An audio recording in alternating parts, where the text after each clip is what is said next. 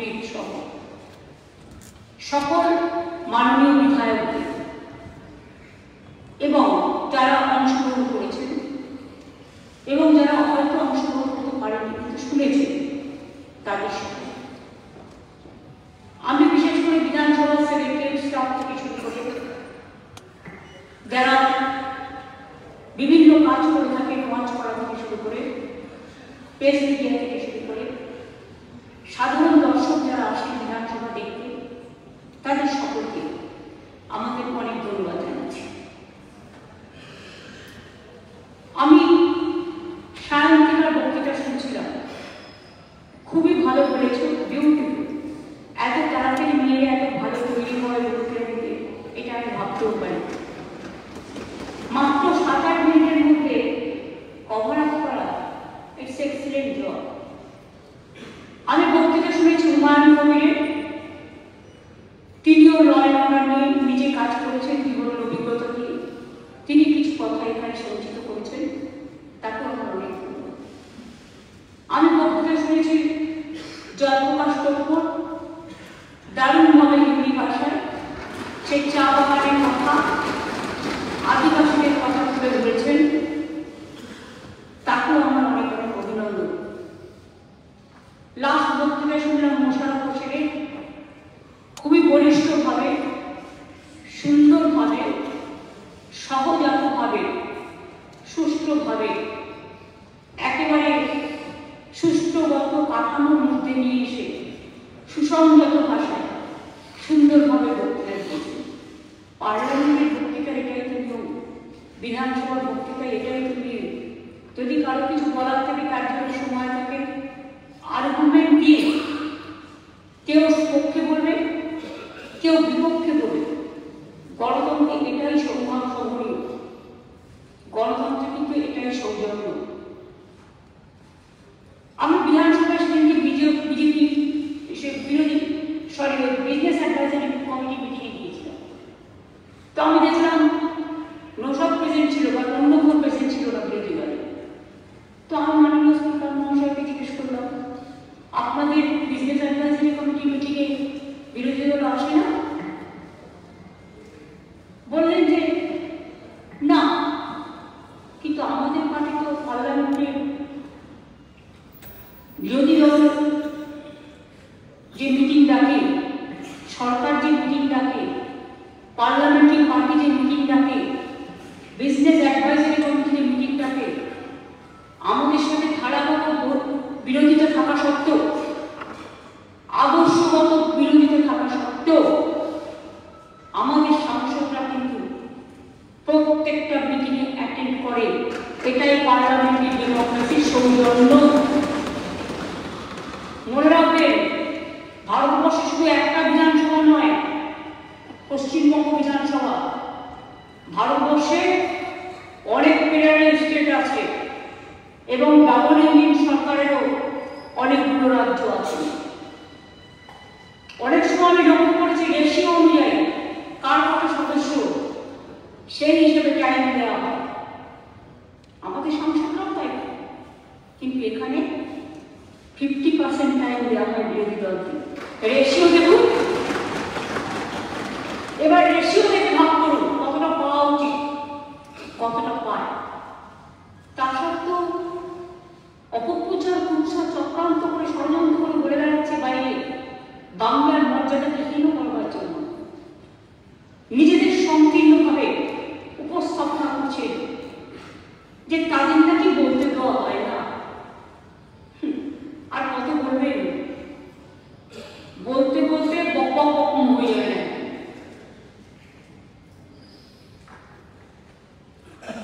এত বকার পরেও, বক মানে আমি কথা বলছি, বকুনি দেওয়া না, কথার অনেক রকম মানে হয় একটা ওয়ার্ডে। বাইরে কি বললেন ভিডিওতে, অ্যাসেম্বলিতেও বলেছে, কাগজ ছড়েছেন বলেছেন, আমিও ছড়েছি। শুনুন, আপনারা কতজন আছেন সংখ্যায়? আমি যখন কাগজ ছড়ে ছিঁড়েছিলাম, তার কারণ হচ্ছে আমি তখন একা ছিলাম। বিজেপি, কংগ্রেস, সিপিএম একসাথে আমার বিরুদ্ধে আমাকে 7 দিন ধরে নোটিশ দেওয়ার পরে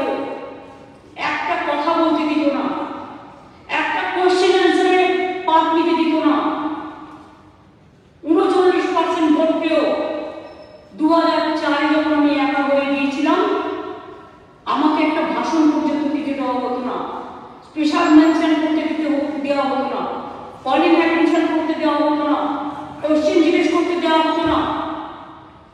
তো আমি আজ পার্লামেন্টের একা বসে আছি, আমার কবিতাও আছে দেখবেন লেখা, কবিতা বিতানে একা। কেন লিখেছিলাম? সেদিন আমি উপলব্ধি করেছিলাম যে এদের বারবার রিকোয়েস্ট করো, এরা কথা শুনছে না, এরা তো রোজ বলে। আমি নিজে তো কত প্রশ্নের উত্তর দিয়েছি, প্রতিদিন বক্তব্য রাখি। হ্যাঁ, বক্তব্য রাখতে গিয়ে কিছু অসংযত কথাও বলে, কিছু অসংলগ্ন কথাও বলে, যেটা আমরা বলি না, বলা উচিত নয়। মনে রাখবেন, কথা বলাটাও একটা আর্ট, এটাও একটা শিল্প, এটা জানতে হবে। যারা বক্তৃতা দেন, বক্তৃতা দিলে ফ্রিডম অফ স্পিচ মানে নয় কাউকে অ্যাটাক করা, কাউকে হেট করা, হেট স্পিচ দেওয়া, কাউকে কমিউনালি প্রভোগ করা, কাউকে ইনস্টিগেট করা, হাউসটাকে ভাগ করে দেওয়া। এই হাউসটা পর্যন্ত যারা এসছে প্রত্যেকে জনপ্রতিনিধি, কেউ হিন্দু, কেউ মুসলমান, কেউ শিখ, কেউ খ্রিস্টান, কেউ পারসিক, কেউ রাজবংশী, কেউ খান্তাপুরি, কেউ আদিবাসী, কেউ তপশিলি, কেউ ভাই, কেউ বোন। মানুষ তাদের নির্বাচিত করে পাঠিয়েছে। তেমন কি হল যে আপনারা একটা ধর্মকে বিক্রি করে খাচ্ছেন? একটা ধর্মকে বিক্রি করে আমরা খাই না, আমরা সর্বধর্মকে সম্মান করি। কারণ এই মাটিতে রামকৃষ্ণ থেকে শিখেছি, রামকৃষ্ণ পরমহংসদেব সর্বধর্ম সমন্বয় শিখেছি, স্বামী বিবেকানন্দের থেকে শিখেছি, রবীন্দ্রনাথ ঠাকুরের থেকে শিখেছি, নজরুল ইসলামের থেকে শিখেছি, বুদ্ধং শরণং গচ্ছামি থেকে শিখেছি, পঞ্চানন বর্মন থেকে শিখেছি, রঘুরাম মুর্মু থেকে শিখেছি, প্রমোদনাথ ঠাকুর থেকে শিখেছি, বাবা সাহেব আম্বেদকর থেকে, যিনি এই পশ্চিমবঙ্গ বিধানসভা থেকে নির্বাচিত হয়েছিলেন, সংসদে গিয়েছিলেন সর্বপ্রথম। তিনি সংবিধান রচনা করার ড্রাফটিং কমিটির চেয়ারম্যান ছিল। আমি স্যালুট জানাই, এই বাংলা বিধানসভায় অনেকে প্রতিনিধিত্ব করে গেছে। বলা হচ্ছে আমি নাকি টিভি চেয়ার চলেছি। আমি স্পিকারকে বলবো আমাকে প্রমাণ দিতে হবে। আমি সিঙ্গুরে যখন ঢুকতে দেয়নি, আমি সিঙ্গুর থেকে ফিরে এসে তদানীন্তন বিরোধী দলের নেতা ছিলেন পার্থ চট্টোপাধ্যায়, আমি তার সাথে দেখা করতে আসছিলাম তার অপোজিশন লিডারের ঘরে। ওদের ঘরে আসে না, আমাকে পুলিশ ডেকে দণ্ডি ভাঙবার চেষ্টা করেন, তাহলে জবাব তো আমার অধিকার দেয়, আর আমি এমনিতে জবাব দিতাম, জবাব দেওয়ার অধিকার আমার আছে। বাইরে দুজনের আমি ভিডিওটা দেখেছি, কেউ একজন আমাকে পাঠিয়েছিলেন, দুজন পাঠিয়েছেন, দুজন সাংবাদিক বন্ধু, আমি তাদের প্রতি কৃতজ্ঞ। ভিডিওতে কি বলছেন এবং তার আগেও হিন্দু ধর্ম নিয়ে কথা বলতে গিয়েছিলেন বলে তাকে বহিষ্কার করা হয়েছে। বাবা, কবে থেকে উনি হিন্দু ধর্মের নেতা হয়ে গেলেন?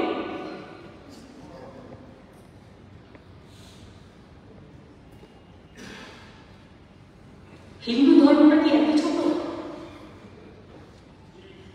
যে ধর্মের স্রষ্টা রামকৃষ্ণ, স্বামী বিবেকানন্দ, যে ধর্মের স্রষ্টা আমাদের যুগে যুগে ভারতীয় শিক্ষা, বেদ বেদান্ত বেদাঙ্গ বিদ্যা স্থানে এ বছর ঋক্সাম যজু অথর্ব,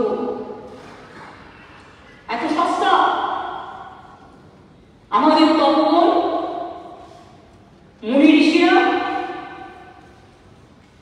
যারা সিংহান্ত বৃষ্টি অমৃতস্য পুত্রা বলেছিলেন,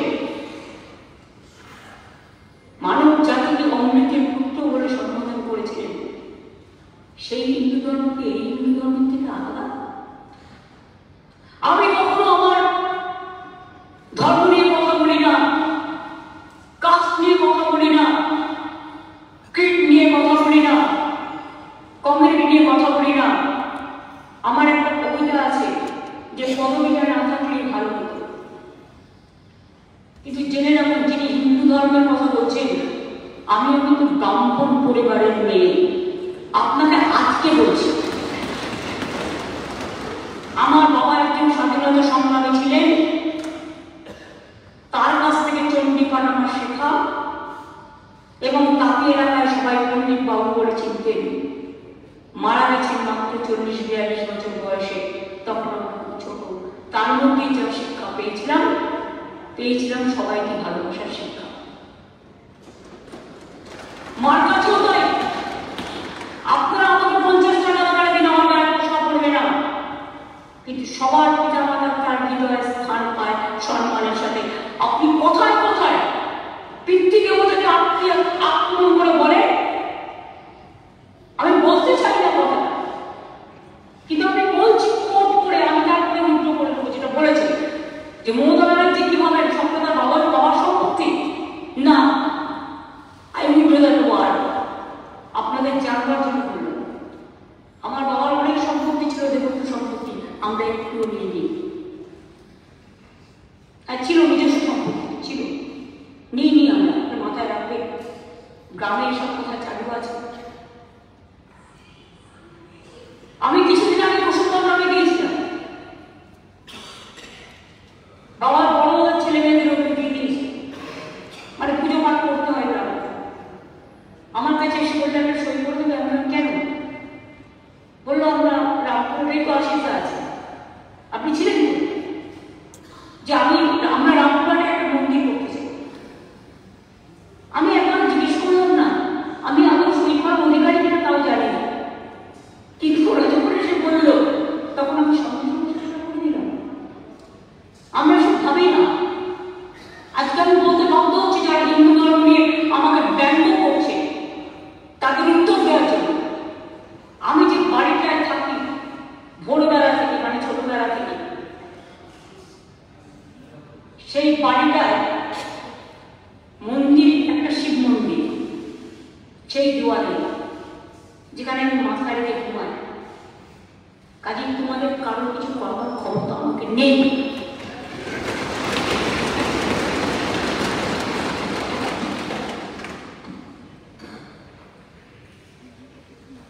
কি বললেন? হিন্দু ধর্ম নিয়ে বলতে গেছিলেন। হিন্দু ধর্মটা কি?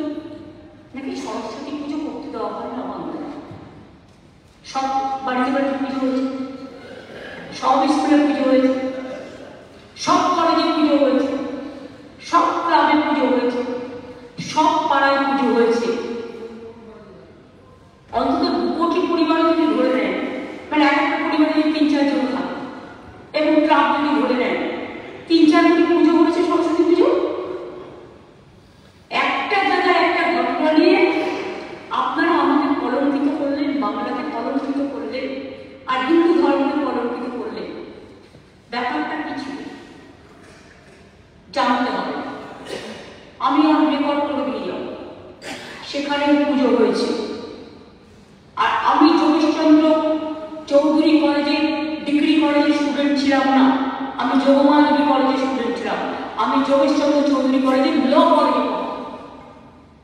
যেহেতু ওখানে একটা বিল্ডিং মেটেরিয়ালসে একটা কাজ হচ্ছে কনস্ট্রাকশন, একটা জায়গায় গার্বেজ করেছিল, রাবিশ করেছিল,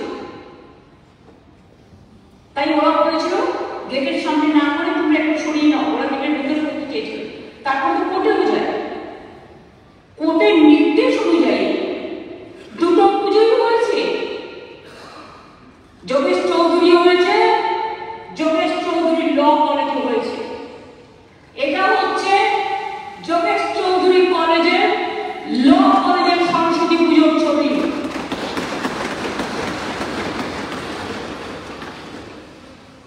আর এটা হচ্ছে যোগেশচন্দ্র চৌধুরী কলেজের ছবি সরস্বতী পুজো।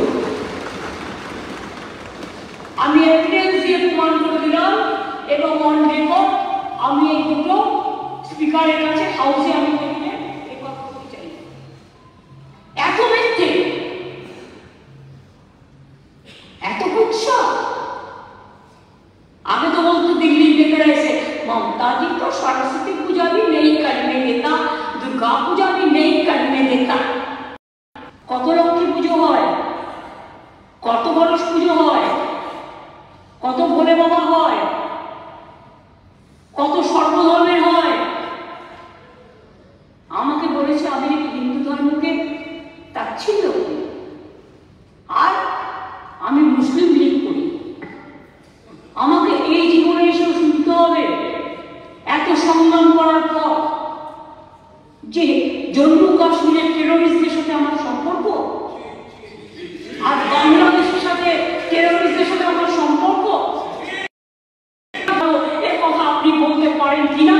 আর যদি আমি টেরোরিস্ট হই প্রধানমন্ত্রী আমাকে জানাবেন।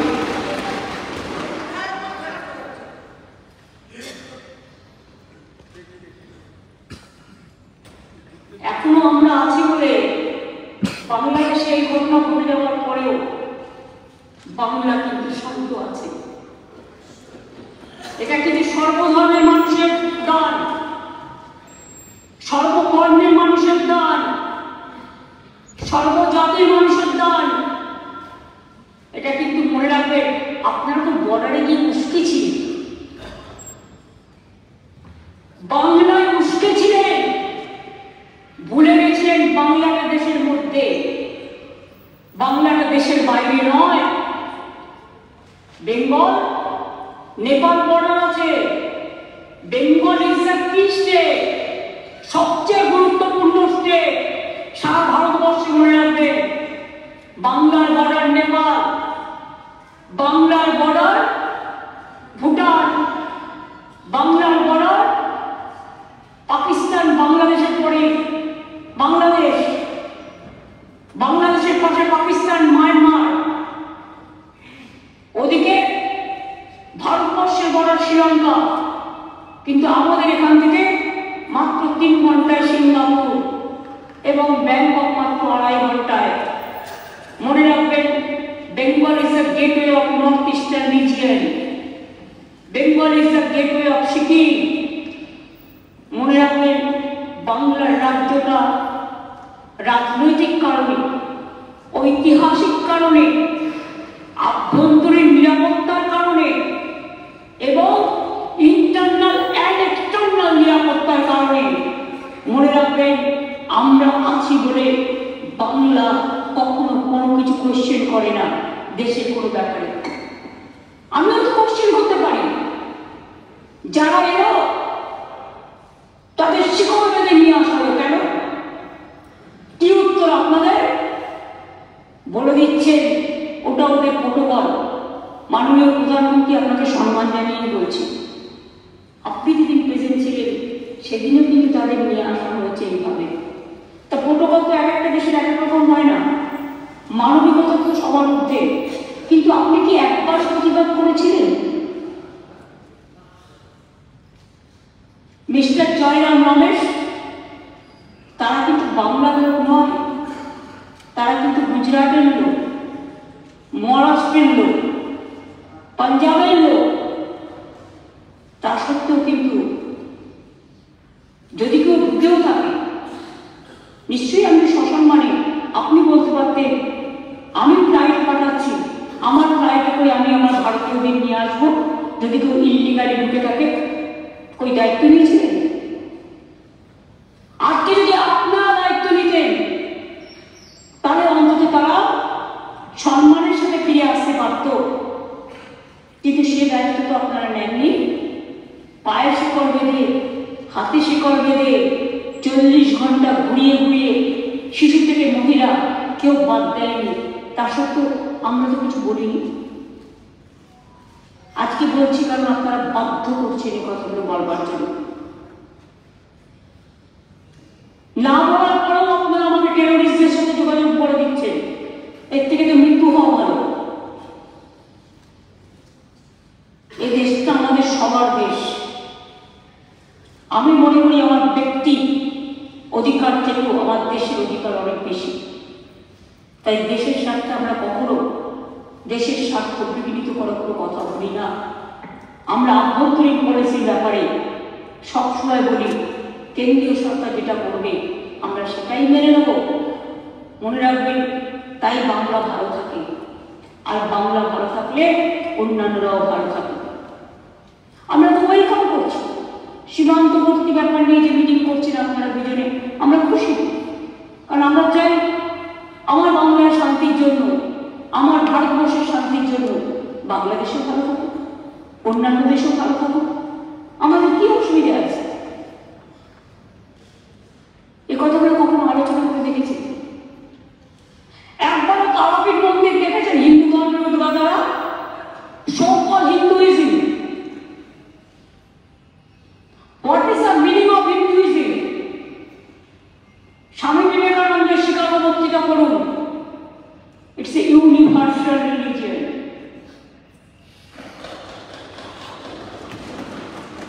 যখন স্বামী বিবেকানন্দের বাড়িতে দখল হয়ে যাচ্ছিল রাত্রি বেলায়, তখন কোথায় ছিলেন? ইলেকশনের সময় স্বামী বিবেকানন্দের বাড়ি যান, আর স্বামী বিবেকানন্দের জন্মস্থান যখন মাল্টিস্টোর বিল্ডিং করবার জন্য কেউ কিনে নিচ্ছিল, এখন বেঁচে নেই ডক্টর সুব্রত মৈত্র, তিনি তার আগের দিন রাত্রিবেলায়, রাতেই দখল হয়ে যেত, রাত 12টায় ফোন করলেন, মমতা একটা সিরিয়াস খবর আছে। এখন কি? তিনি বলেছিলেন, আমি খবর পেলাম স্বামী বিবেকানন্দের বাড়িটা সিঙ্গার সিটি যেটা প্রমোটাররা দখল করে নিচ্ছে। আপনি কি বলছেন? বলেছিলেন, হ্যাঁ। আমি সঙ্গে সঙ্গে পুলিশকে পাঠিয়ে কাজ স্টপ করেছিলাম এবং তার পরের দিন আমি স্বামী বিবেকানন্দের বাড়ি কলকাতা কর্পোরেশন থেকে কিনে নিয়েছি।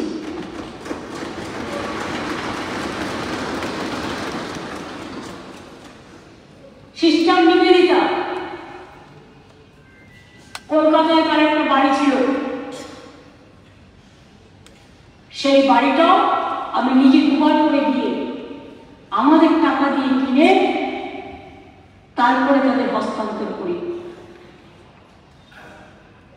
দার্জিলিংয়ে সিস্টার নিবেদিতা মারা গিয়েছিলেন যে বাড়িতে, সেই বাড়িটা বিমান বন্ধুরা নিয়ে নিয়েছিল। আমি একবার শান্তনু মহারাজ বেলুড় থেকে আমার সাথে গেলেন এবং আমাদের সাথে ডিএনএস থেকে শুরু করে বিমান বন্ধুকেও ডাকলাম, তখন সে জিটিএর চেয়ারম্যান ছিল। আমি বললাম এই বাড়িটা ফেরত দিতে হবে। উনি বললেন না, দিতে পারবো না। আমি বললাম আমি যদি পাল্টা একটা বাড়ি দিই, এই বাড়ি একেবারে স্টাইলে এবং যতটা জায়গা আছে ততটা, তাহলে তুমি দেবে কি দেবে না?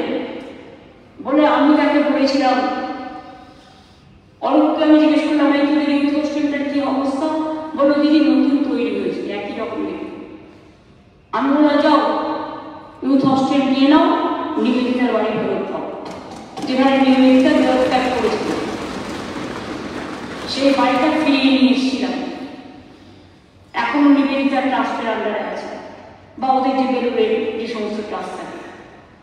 বাগবাজারে মায়ের বাড়ি, তারা ঢুকতে পারছিল না। কতবার মায়েরা রিকোয়েস্ট করেছে, সেটাও ক্লিয়ার করে দিয়েছে। যেখানে ওখানে অনেক মানুষ বাস করতেন তাদের জন্য আলাদা করে বাড়ি তৈরি করে দেওয়া হয়েছে। এটা কোন ধরনের উত্তর আছে কমরেডরা? তারাপীঠের মন্দির ভোগঘর থেকে শুরু করে, তারাপীঠ ডেভেলপমেন্ট কমিটি থেকে শুরু করে, মায়ের মন্দিরের সম্পূর্ণটা, রাস্তাটা, গেটটা কে করেছিলেন? আপনারা। এটা আমরা করেছিলাম। আশিস দাসী ডেভেলপমেন্ট অথরিটির চেয়ারম্যান। দক্ষিণেশ্বর স্কাইওয়াক কতবার পড়ে গেছে, কতবার গন্ডগোল হয়েছে। আমি নিজে 3 বার ইন্টারফেয়ার করে মিটিং করে তারপরে দক্ষিণেশ্বরের ভবতারিণী মায়ের সম্মানার্থে স্কাই ওয়াক আমরা করে দিয়েছি। কঙ্কালিকা সতীপীঠ বীরভূমে কারা করেছিল? আমরা, আমাদের সরকার।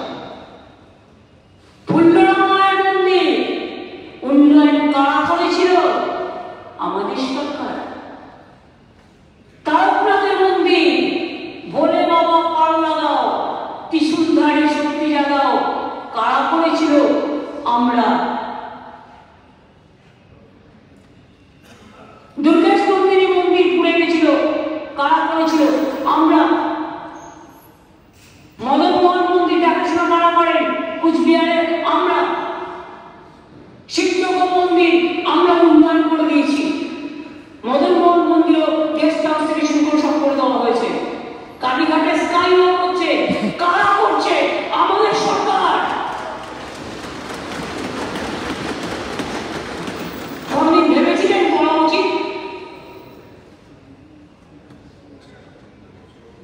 গঙ্গা সাগরের এক পয়সাও দেন না, যেটা ইনকাম হয় সেটাও নিয়ে চলে যায় ইউপিতে।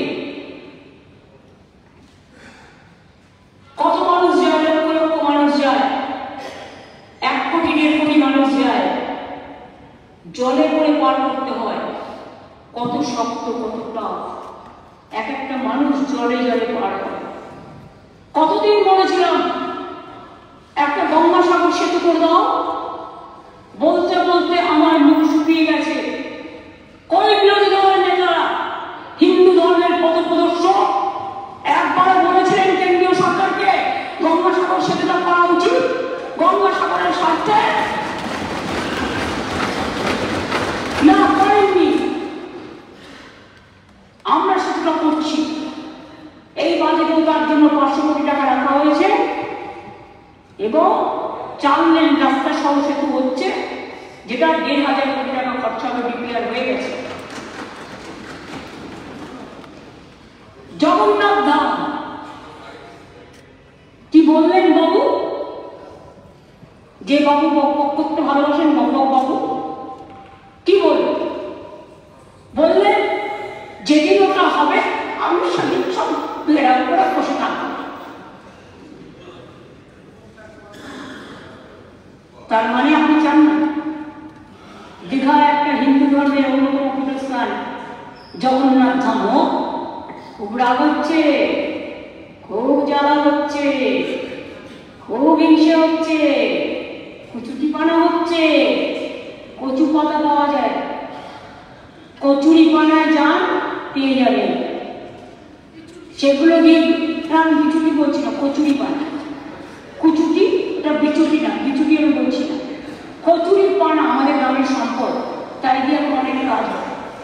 সেগুলো ভালো করে মেখে একদম সেটা দিয়ে বস্তা করুন,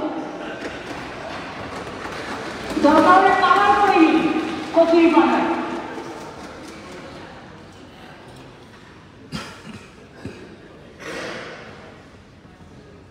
আর মানুষকে মনে করে দিন আমি জগন্নাথ ধাম করতে দেবো না। এত সস্তা? সাহস থাকলে, বুকের পাটা থাকলে আটকাবেন। মনে রাখবেন আমরা চ্যালেঞ্জ অ্যাকসেপ্ট করেছি।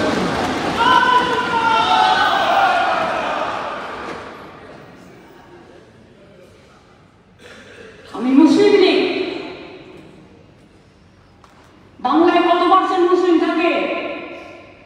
রিসেন্ট সেন্সাস হয়নি, আগের সেন্সাস অনুযায়ী যদি বলি, বা মোটামুটি একটা অ্যাপ্রক্সিমেট প্রায় 30 থেকে 33% সংখ্যালঘুরা থাকে। তারা খাবে না, তারা পড়বে না, তারা স্কুলে যাবে না, তারা শিক্ষা নেবে না, তাদের এক ঘরে করে দিতে হবে, তাদের মারতে হবে, তাদের খুন করতে হবে। আর আমি যদি বলি আমার 5টা আঙুলে হিন্দু, বৌদ্ধ শিখ, জৈন, পারসিক, মুসলমান, খ্রিস্টানি, সেটা অন্যায়?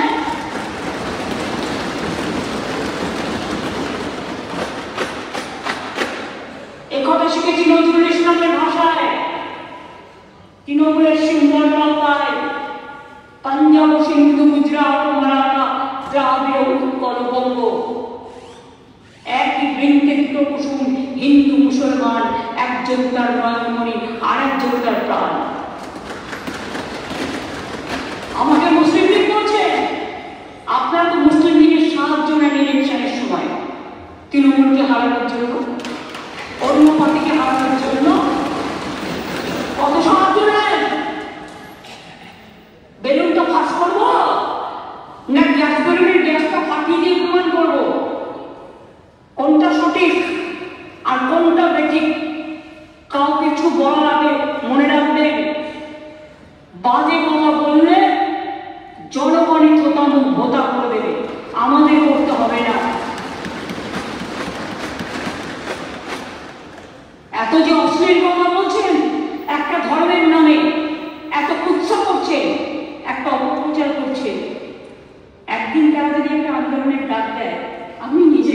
রাখতে পারবেন তো? আমি সবাইকে নিয়ে শান্তিতে চলি। আমাদের এখানে দুর্গা পুজো হয়, কালী পুজো হয়, কেউ আবার শ্যামা পুজোও বলেন। এই তো কদিন বাদে শিবরাত্রি আছে, তারপরে দোল আছে, কদিন আগে শবে বরাত চলে গেল, তথ্যও জানে না। বললো আমি মুসলিম লীগ, তাই শবে বরাতের ছুটিতে শবে বরাতের দুদিন ছুটি দিয়েছি। I challenge this. এবং ওরা আমাকে ফেস করতে পারে না বলে আমি বলার সময় থাকি না।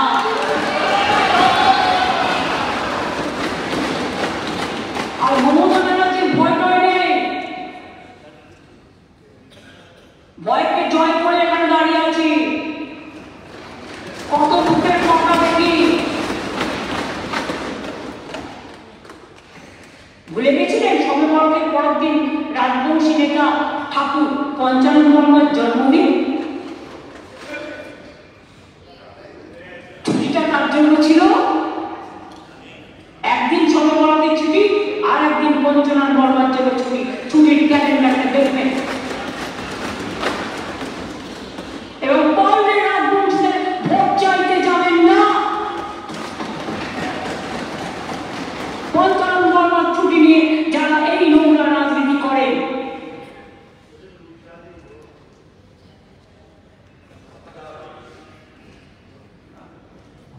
কি খারাপ হয়েছে সেটা আমি জানি না, সেটা বুঝবে পরের ইলেকশন।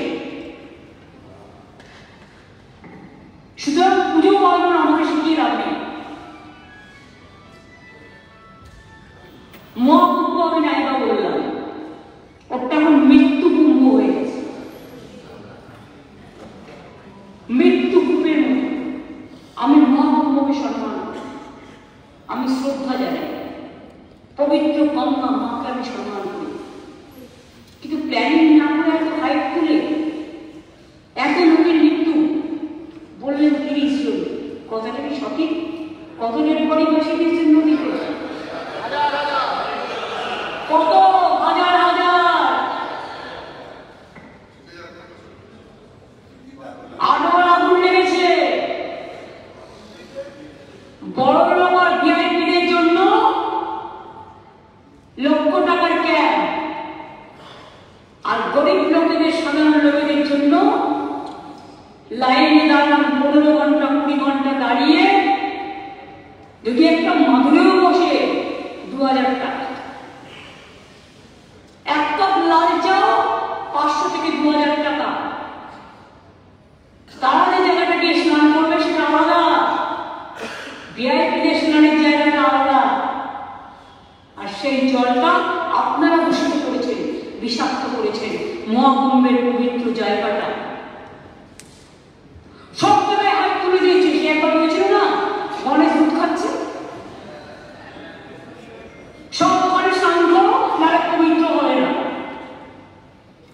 মৃতদেহের ওপর দিয়ে যারা এই হাইট তুলছেন আর টাকা কামানোর জন্য ধর্মকে বিক্রি করছেন, তাদের আমি মন থেকে মেনে নিতে পারি না।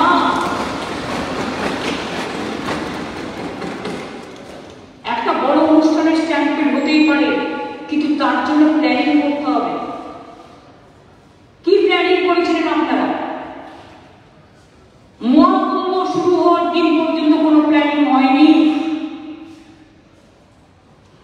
ইভেন এখন আমি দেখছি আসানসোল থেকে শুরু করে বিহারের লোক এনে ঘুরছেন, আসানসোলের লোক এনে ঘুরছেন, বিভিন্ন জায়গার লোক এনে ঘুরছেন, আর বলছেন জনসব বিনা পয়সা করে দেবো, ফ্রিতে ট্রেন দিচ্ছে। আপনি আগে দেখুন আপনার ক্যাপাসিটি আছে কিনা, কত লোক যেতে পারে, কত লোক একটা ট্রেনে যেতে পারে। আমরা তো ট্রেন ভাড়া করে 100 দিনের গাড়ির টাকা যখন পাচ্ছিল না, জব কার্ড হোল্ডাররা, গরিব মানুষগুলো টাকা বুক করে, টাকা দিয়ে ট্রেন বুক করা হয়েছিল। করা যায়? আমি মিনিস্টার ছিলাম, আমি চ্যালেঞ্জ করে বলছি, আপনারা টাকা নিয়েও পরে টাকা ফেরত দিয়ে বললেন দেওয়া যাবে না, তাহলে ফ্রি ট্রেন কাকে দিচ্ছেন? Saffron, saffron colour.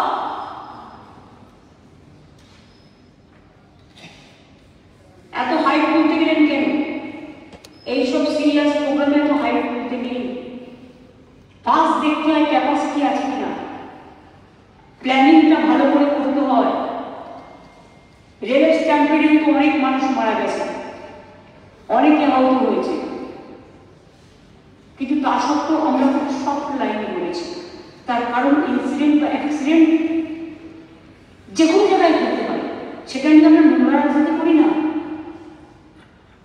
কেএম দিয়ে কাজ করতে গিয়ে কেএম দিয়ে 3টে শ্রমিক চামড়া পট্টিতে মানে লেদার হাবের ওখানে মারা গেল, যার জন্য লেদার হাবের কালকে মিটিং করা হয়েছে সিরিয়াস অ্যাকশন নেওয়ার জন্য। তাদের তো দোষ ছিল। আপনারা কমিশন পাঠাচ্ছেন, চিঠি পাঠাচ্ছেন, আর মহাকুম্ভে এত বড় ঘটনার পরে কটা কমিশন পাঠিয়েছেন, কটা কমিটি পাঠিয়েছেন। এমনকি আমার রাজ্যে যারা ফিরে এসছেন একটা ডেথ সার্টিফিকেটও দেননি, পোস্টমর্টমও করেননি, ইভেন মেডিকেল কলেজ থেকে কেউ সইও করেনি যেখান থেকে ডেড বডি এসছে। শুধুমাত্র যাকে হ্যান্ড ওভার করেছে তাকে সই করিয়ে দিয়েছে। আমি দেখেছি কাগজটা। তাই আমরা কিন্তু প্রত্যেকে যাতে ডেথ সার্টিফিকেট পায় সেই জন্য এখানে পোস্টমর্টম করিয়েছি, যাতে তার ফ্যামিলি জানতে পারে যে তার ফ্যামিলি মৃত্যু হয়েছে কোথায় এবং তার পোস্টমর্টম করা হয়েছে, সে মারা গেছে স্ট্যাম্পেডে। এরপরে তো বলবেন হার্ট অ্যাটাকে মারা গেছে, নিয়ে কম্পেনসেশন তো ঘোষণা করে খালাস। যদি ডেথ সার্টিফিকেট না থাকে, যদি পোস্টমর্টম না করে, তো কোথা থেকে সে দাবি করবে? তার আইনের মাধ্যমে তো শক্তিশালী করতে হবে। করেননি তো, এটুকু কাজ করতে পারেননি। আপনাদের মনে নেই আমরা যখন প্রথম ক্ষমতায় আসি আমরিতে একটা ঘটনা হয়েছিল, 110 জনের ওপর আমরা বসে সারা রাতে পোস্টমর্টম করে ছেড়ে দিয়েছিলাম, চাকরি এবং টাকা হাতে হাতে দিয়ে। কাজ জানতে হয়, কাজ শিখতে হয়। আমরা গঙ্গাসাগরে মেলা চলাকালীন কোনো ভিভিআইপিকে অ্যালাউ করি না। গঙ্গাসাগর মেলার আমি যে পরিদর্শন করি, আমাদের তার 6 মাস আগে থেকে মিটিং হয় এবং আমরা যাদের দায়িত্ব দিই 4-5 জন মিনিস্টার, অন্যান্য এমএলএ এবং অ্যাডমিনিস্ট্রেটিভ অফিসার, তার 4-5 দিন আগে থেকে ওখানে চলে যায় এবং সবাই ফিরে যাওয়ার পরে তারা ফিরে আসে। এই লাল লাইট জ্বালিয়ে ফো ফো করতে করতে আর ভো ভো করতে করতে সাধারণ মানুষকে বোকাট্টা করে দিয়ে আর ভিআইপিদের জন্য হাইট তুলছেন, টাকা তুলছেন, আর গরিব মানুষগুলো কি মানুষ নয়? হিন্দু ধর্মের কথা যারা বলে গর্ববোধ করেন, আমিও গর্ববোধ করি, আমি হিন্দু ধর্মের লোক, কিন্তু আমি সর্বধর্মের লোক, এটা নিয়ে আমি বেশি গর্ববোধ করি। কিন্তু আপনারা হয়তো বলুন আমার বাড়িতে রোজই পুজো হয়, আমি 3 বার পুজো করি, আপনাকে সেটি বলবেন। ধর্ম যার যার হৃদয়ের ব্যাপার, ধর্মটাকে বিক্রি করে খাওয়ার জায়গা নয়। আপনারা ধর্ম বিক্রি করে দেশটাকে ভাগ করেন, দেশটাকে টুকরো করেন, আমরা করি না।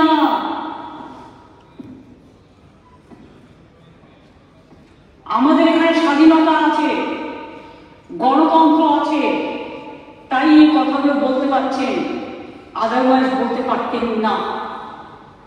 যে স্বাধীনতা আপনারা এখানে পান, সেই স্বাধীনতা কোথাও গেলে পাবেন না। যার ডাবলে নীল সরকার টিপিলি নীল সরকার দেখে আসুন, মানুষ মরে গেলে চেপে দিচ্ছে, ধর্ষণ বলে এফআইআর নিচ্ছে না, আর্যিকরের মেয়েটি খুন হয়ে গেল, ফাঁসি হলো না, বলছে আমরা মৃত্যুদণ্ড চাই না, তুমি চাও?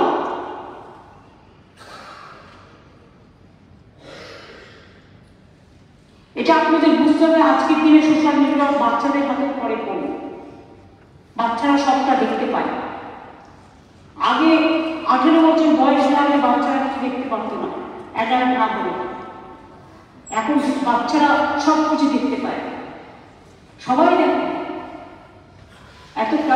কেন? তার কারণ এটাও একটা অনেক উল্টোপাল্টা যে সমস্ত ছাড়া হয়, সেগুলো ছাড়ার আগে বোঝা উচিত যেটা আমার সমাজে কি এফেক্ট করবে, সেটা কেউ ভাবে না। সেই জন্য আমরা অপরাজিতের বিলটা করেছিলাম, যে এইসব কাজ করবে সবার মৃত্যুদণ্ড পাবে। কিন্তু আপনারা বিলটা পেলেই করলেন না। তারা আমার ল অ্যান্ড অর্ডার নিয়ে কোয়েশ্চেন করে, আরে আমাদের পুলিশ 2 মাসের মধ্যে ফাঁসি করিয়ে দেয়, ফাঁসির অর্ডার করিয়ে দেয়। আপনারা কি করেন? আপনারা কোন কেসটা সলভ করেছেন আজ পর্যন্ত? আর যারা ধর্ষিত হয়েছেন তাদের পুড়িয়ে মেরেছেন রাস্তায়, ওকে সাক্ষী দিতে গেছে, তাদের সাক্ষী দিতে দেননি। বিলকিস বেগম থেকে আমি যদি সবার কথা বলি একটার পর একটা স্টোরি হয়ে আসবে, কিন্তু আমি আমার সময় লিমিটেশন জানি। এবার আমি অন্য সাবজেক্টে আসবো। আশা করি ধর্ম নিয়ে বকধার্মিকদের আমি উপযুক্ত উত্তরটা দিতে পেরেছি।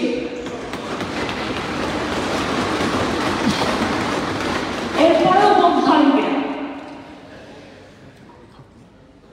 যদি বক বক করে ধর্মকে চুরি করে খান, মনে রাখবেন সাধারণ মানুষ লক্ষ্য করছে। ধর্ম আমরা সবাই ভালোবাসি, যার যার ধর্ম আপনার, উৎসব কিন্তু সবার। আমরা দুর্গা পুজো করি শান্তিতে, কালী পুজো করি শান্তিতে, সরস্বতী পুজো করি শান্তিতে, ঈদ করি শান্তিতে, আমরা বড়দিন করি শান্তিতে,